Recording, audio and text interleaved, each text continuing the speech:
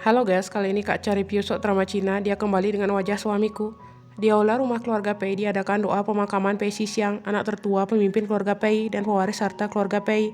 Pei Xishyang mati menjadi korban kebakaran di Hotel Yixin. Paman ketiga menyuruh peti mati Pei Xishyang ditutup. Ahong, istri Pei Xishyang, ada di dekat peti marah pada paman ketiga. Baginya keluarga Pei jahat, tidak sabar ingin mengurus harta warisan suaminya. Adik sepupu Pei Xishyang berkata menuduh Ahong penyebab kakaknya meninggal. Dan sudah sepantasnya harta Pei Xishyang dan juga semua perusahaan bisnis menjadi milik keluarganya. Ahong tidak terima, ia mengatakan ialah yang akan mewarisi semua harta dan bisnis Pei Xishyang. Paman ketiga menyuruh menutup paksa peti mati dan Ahong dipaksa menyingkir.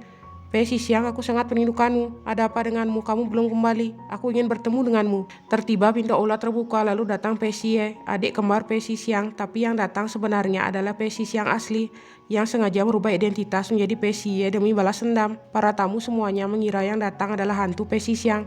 Pei Xie memberi salam pada paman ketiga. Ahong memeluk Pei Xie, ia mengira jika Pei Xie yang datang adalah Pei Xishyang suaminya. Sudah kuduga suamiku, kamu belum meninggal, akhirnya kamu kembali pulang. Sambutan yang hangat kakak ipar.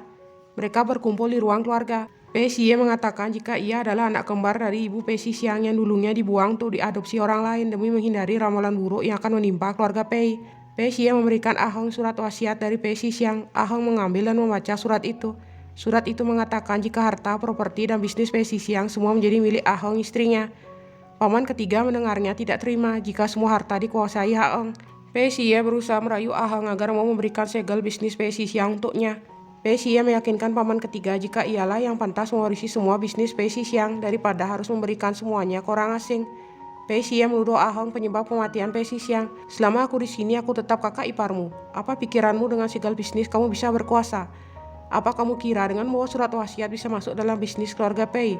Ahong menang di perdebatan mereka lalu Ahong pergi. Ahong berjalan dan bertemu dengan Liu Wenjian, anak haram di keluarga Pei. Aku sudah dengar katanya adik kembar Pei Xishyang sudah kembali. Apakah identitasnya sudah dikonfirmasi? Dengan kekuatan keluarga Pei nanti pasti ada masalah, mungkin saja sebuah peniruan. Jika kamu melihatnya, kamu pasti tidak curiga. Kenapa begitu? Lalu Pei Xie datang. Liu Wenjian kaget melihat Pei Xie begitu mirip dengan Pei Xishyang. Kamu adalah Tuan Li, kepala toko. Tak heran kakak ipar begitu dekat denganmu. Tuan Li telah lama di keluarga Pei, tumbuh bersama dengan Pei Xishyang menjadi sahabat. Mengapa dia panik melihatku? Tidak panik, aku hanya tidak membayangkan. Aku tertiba melihat kamu sangat mirip dengannya. Lalu Pei Xie berjalan pergi. Ahong mendesak Liu Wenjian menelusuri kebenaran identitas Pei Xie.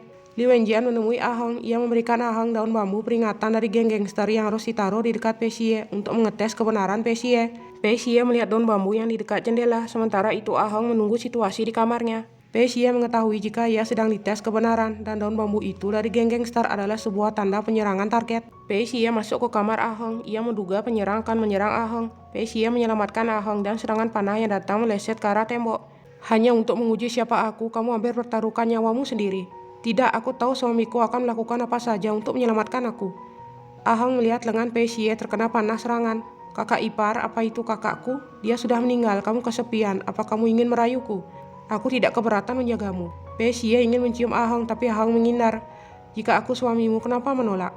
Pei Xishyang tidak pernah begitu, tidak arogan sepertimu.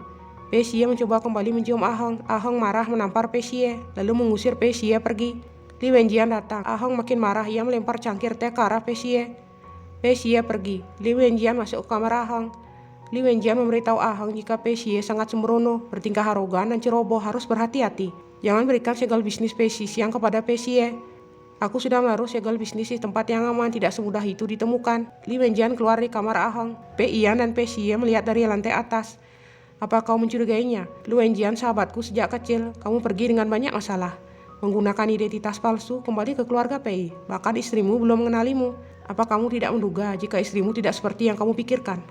Dia tidak jahat. Li Wenjian melapor ke bosnya Perwira Tanaka dan dia dihukum karena sampai saat ini belum bisa mendapatkan segel bisnis dari Ahong. Li Wenjian mengingat masa lalu jika saat itu ia mengutarakan keinginannya menikahi Ahong, tapi Ahong tidak menyukainya dan akan segera menikah dengan Pei Xishyang. Sejak saat itu, Li Wenjian dendam pada Pei Xishyang dan ingin merebut Ahong. Pesta diadakan di rumah keluarga Pei. Pei Xie berdansa dengan Pei Ian, wanita penghibur bar malam yang dijadikan kekasih palsu. Ahong berjalan ditemani pelayan. Pelayan memberitahu jika Tuan Pei Xie kerjanya di rumah hanya berpesta. Ahong melihat Pei Xie berdansa dengan Pei Ian di pesta itu. Ahong mengingat jika Pei Xishyang berdansa dengannya dan cara berdansa Pei Xie mirip dengan Pei Xishyang. Ahang masuk ke pesta itu dan berdansa dengan Lu Wenjian. Pei Xie cemburu melihatnya. Apa kamu masih mengira dia adalah Pei Xixiang? Saat itu Pei Xixiang pergi urusan bisnis, dia dihadang bandit. Dia terkena tembakan yang dalam di dada kiri. Ayo bertukar pasangan. Ahang memuji aroma parfum Pei Xie sama dengan Pei Xixiang. Kakak ipar harus tahu apa yang aku inginkan. Segala bisnis ada di kamarku, kenapa kamu tidak datang sendiri mencarinya malam ini? Jangan khawatir, aku sudah membersihkannya, Paman. Setelah berdansa, Pei Xie minum anggur banyak. Ia melihat pertemuan pertama kalinya dengan Ahang di rumah sakit. Ia terluka parah terkena tembakan di dada kiri. Ahang mengobati lukanya, lalu Pei Xie jatuh cinta pada Ahang. Pei Xie berjalan dan berhenti di depan kamar Ahang. Lalu Pei Xie masuk ke kamar Ahang. Ahang datang memeluknya. Aku merindukanmu, kakak ipar, kamu sedang mabuk. Tidak, aku tidak mabuk, Pei Xixiang. Li Wenjian memasukkan aroma dupa perangsang dari luar pintu dan mengunci pintu. Setelah mencium aroma dupa itu, Pei Xie menggendong Ahang ke kasur.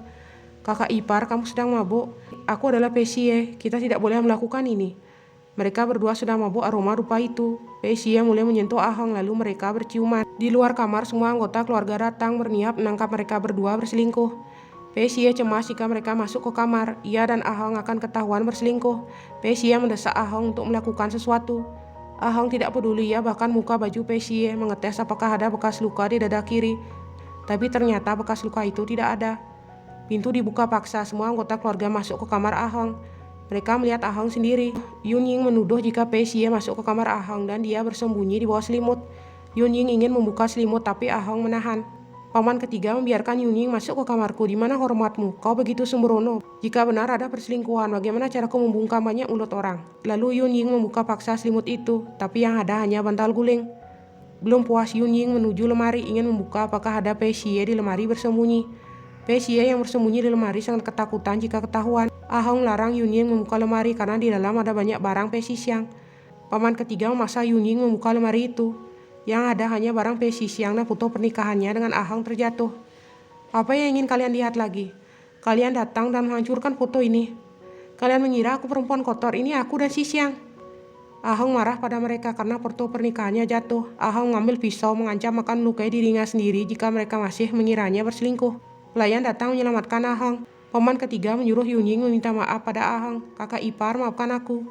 Ahang tidak terima, ia menampar Yun Ying dengan tangannya yang berdarah terkena pisau. Beraninya kau memukulku?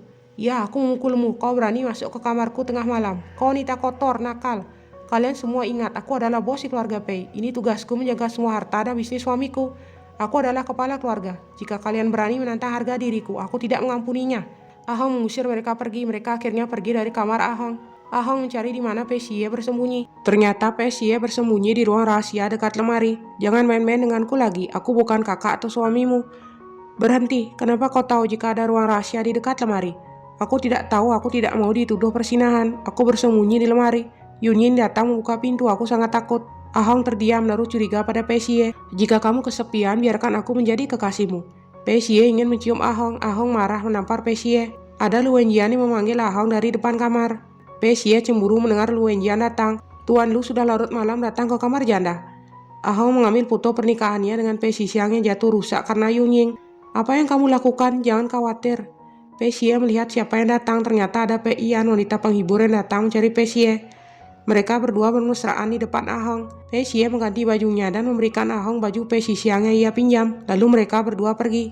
Mereka masuk ke ruang kerja Pei Xie. Pei Yan mengobati luka Pei Xie. Ia membuka alat dandan tebal yang menutupi bekas luka di dada kiri Pei Xie. Harus berdandan menutupi bekas luka, dan sekarang lukanya bertambah baru. Aku tidak bisa, istriku adalah seorang perawat. Aku tidak punya waktu, aku takut dia mengetahuinya. Pei Xie berambisi menjalankan rencananya. Ia ingin menemukan siapa pelaku yang membuatnya terluka di kebakaran hotel itu dan semua kekacauan di keluarga Pei. Di ruang keluarga Pei, Pei Xie dan Pei Yan menemui paman ketiga dan istrinya. Mereka membahas pernikahan mereka akan segera diadakan. Lalu datang Ahang dan Lu Wenjian. Paman ketiga menyuruh Ahang menentukan keputusan. Pei Xie berkata jika ia dan Pei Yan akan segera menikah, mereka akan bersaing demi mendapatkan harta bisnis Pei Xixiang dari tangan Ahang. Ahang menyetujui keinginan mereka menikah. Paman ketiga marah tidak terima jika Pei Xie menikahi seorang wanita penghibur. Pei Xie memberikan kartu daftar barang dan hal apa saja yang digunakan di pernikahannya dengan Pei Yan. Lu Wenjian mengambil kartu itu. Lu Wenjian mengeluh karena barang yang digunakan mahal dan sangat banyak. Ahang mengiyakan kemauan pernikahan mewah Pei Xie dan Pei Yan. Ahang sibuk mengurusi barang untuk daftar pernikahan Pei Xie. Lalu datang Pei Xie dan Pei Yan. Mereka memuji Ahong begitu cepat bekerja. Tertiba pelayan ingin memasukkan jerami kering ke dalam kotak barang sebagai alas. Pei Xie melarang pelayan itu menaruh jerami kotor karena bisa membuat barang mahalnya kotor. Ia menyuruh pelayan memakai kapas. Lakukan saja apa yang diperintahkan. Ahong mengingat sebelumnya jika Pei Xixiang membuat kotak barang khusus untuk keluarga Pei yang memiliki lapisan tersembunyi tahan air. Karena bahan mahal yang digunakan tidak boleh memakai jerami kering. Di dalamnya harus pakai kapas. Ahong berjalan pergi. Pei Xie takut mengira Ahong mencurigainya lagi.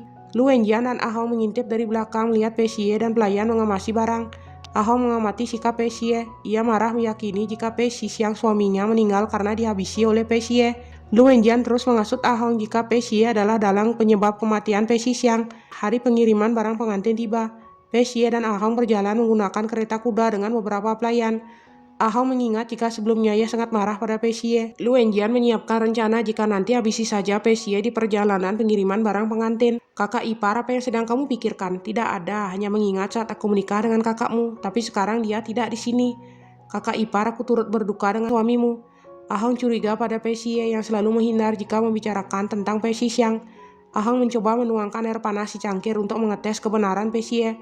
Kereta berguncang, air yang dituang terjatuh mengenai tangan Pei Xie. Ahong mengingat sebelumnya ia memasak dengan Pei Xixiang. Ahong menuangkan air panas dan tangan Pei Xixiang terkena air panas. Pei Xixiang saat itu sangat cemas dengan air panas. Siapa kamu sebenarnya? Kakak ipar, ada yang tidak beres di luar, aku kan melihatnya. Jangan pergi Pei Xie. Tidak apa, kamu tetaplah di sini. Padahal sebenarnya ada serangan para perampok yang datang dari Lu Wenjian untuk menghabisi Pei Xie. Alur berlanjut di part selanjutnya. Terima kasih sudah menonton. Jangan lupa like, subscribe, dan komen. Sampai jumpa.